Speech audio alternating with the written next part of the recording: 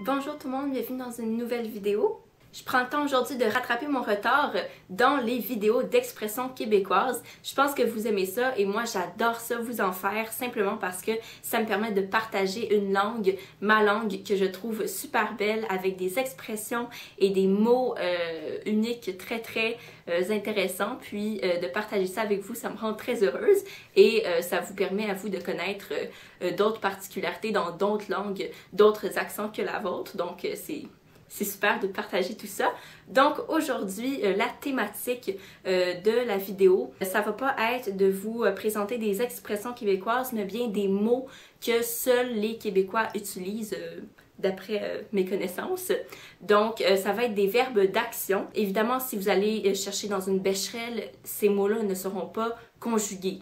On peut les conjuguer, donc je vais vous révéler déjà le premier mot en avance, mais par exemple, on pourrait conjuguer baragouiner, je baragouine, tu baragouines, il baragouine, nous baragouinons, vous baragouinez, il baragouine.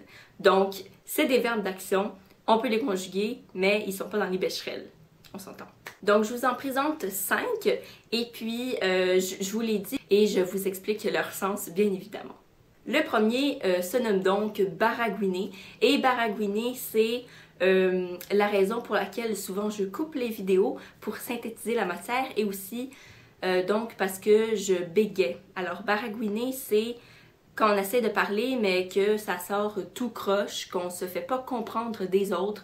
C'est un synonyme de bégayer ou de parler avec beaucoup de difficultés, quoi. Donc, c'est pas un compliment quand on dit que quelqu'un baragouine, c'est qu'il a de la difficulté beaucoup à communiquer. Le deuxième verbe d'action se dit flyer, donc je fly, fly donc. Puis flyer, c'est simplement partir, mais assez rapidement. Donc flyer, ça vient, c'est comme un anglicisme, ça vient de fly, du mot anglais, n'est-ce pas? J'aime bien mes petites ailes. Donc, c'est ça, c'est partir très rapidement, à la va-vite, quoi. Pas mal ça. Ensuite, on a le mot déguédiner. Donc, le plus souvent, la manière dont on va dire déguédiner, c'est déguédine, comme un ordre, dépêche-toi. Et c'est ça que ça veut dire, dépêche-toi. On est en retard, dans le contexte où on est en retard, c'est comme déguédine, ah ouais, embraye, d'autres synonymes. Et, ou bien marche plus vite. Déguédine, c'est juste accélérer, se presser. Ensuite, on a le fameux chialer. Donc, quelqu'un qui est chialeux, un chialeur, quelqu'un qui chiale tout le temps. Le stéréotype où on dit que les Québécois, c'est des gros chialeux. Ben voilà, chialer, ça veut dire se lamenter, se plaindre. Pas mal ça, c'est pas mal les synonymes que je trouve en ce moment, mais c'est ça, c'est se plaindre sur quelque chose.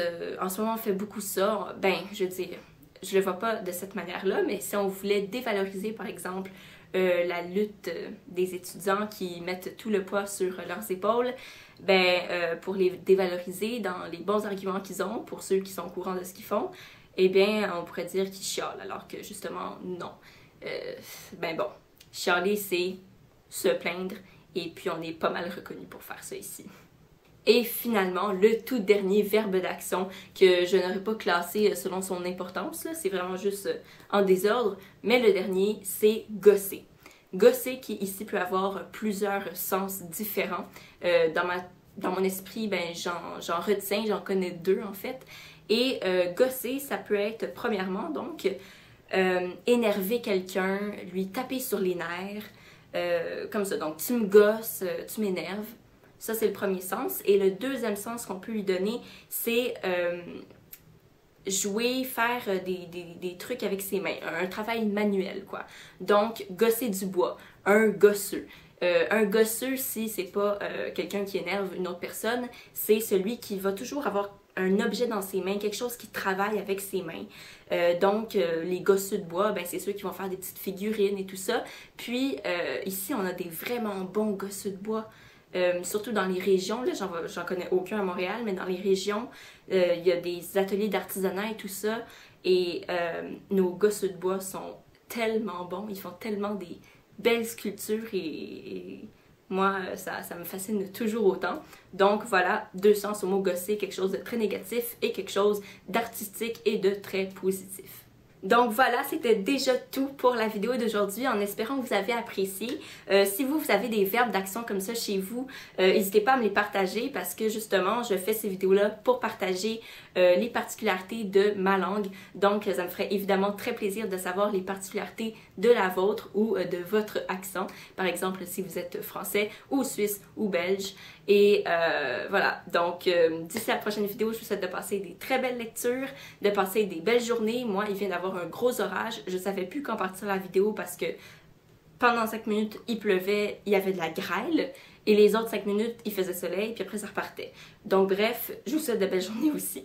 Bye!